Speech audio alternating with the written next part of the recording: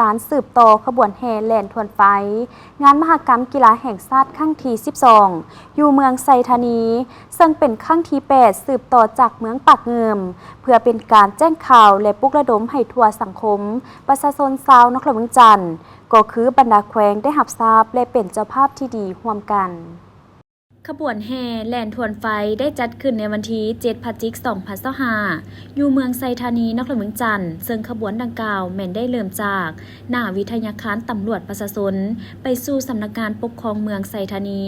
นำพาขบวนแห่แล่นทวนไฟเริ่มจากจุดที่1และระยะทาง200 เมตรโดยท่านดร.ไพวันแก้วประเสริฐรองรัฐมนตรีกระทรวงสาธารณสุขและมอบทวนไฟส่งต่อให้ท่านพลตรีสมพรมิตรพรเลขาคณะพรรคแขวงพงศาลีเพื่อนำพาขบวนสืบต่อแห่แล่นทวนไฟ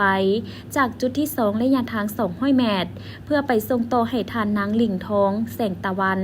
รองเจ้าแขวงสวรรณเขตจากนั้นก็ได้นำพาขบวนสืบต่อแห่แล่นทวนไฟจากจุดที่3ระยะทาง200 เมตรและส่งต่อให้ทานเวียงคำศรีหาโคตรเลขาคณะพรรคเมืองไซธานีและส่งมอบให้คณะรับผิดชอบจัดงานมหกรรมกีฬาแห่งชาติครั้งที่12ณ นครหลวงจันทร์เป็นเจ้าภาพในพิธีท่านดร.ไพวันแก้วประเสริฐได้กล่าวว่า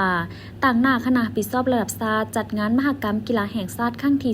12ที่นครหลวงจันทร์พร้อมด้วยการนำของแขวงพงศาลีและแขวงสวรรณเขตคณะองค์การปกครองนครหลวงจันทร์และเก้าเมืองตลอดฮอดประชาชนพี่น้องถูกสั้นคนลูกหลานน้องนักเรียนทั่วเมืองไซธานี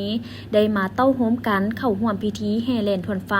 เพื่อเป็นการสนับสนุนและเป็นเจ้าภาพที่ดีร่วมกันให้แก่งานมหกรรมกีฬาแห่งชาติครั้งที่12ที่นครหลวงจันทร์จะจัดขึ้นในระหว่างวันที่15-25 พฤศจิกายน 2025นี้ซึ่งขบวนแห่แล่นทวนไฟในมื้อนี้เป็นครั้งที่8ที่สืบต่อจากเมืองปากเงิม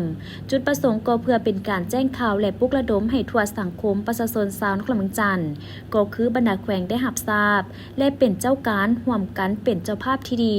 ในการจัดงานแข่งขันกีฬาครั้งนี้ให้มีผลสำเร็จตามระดับคาดหมาย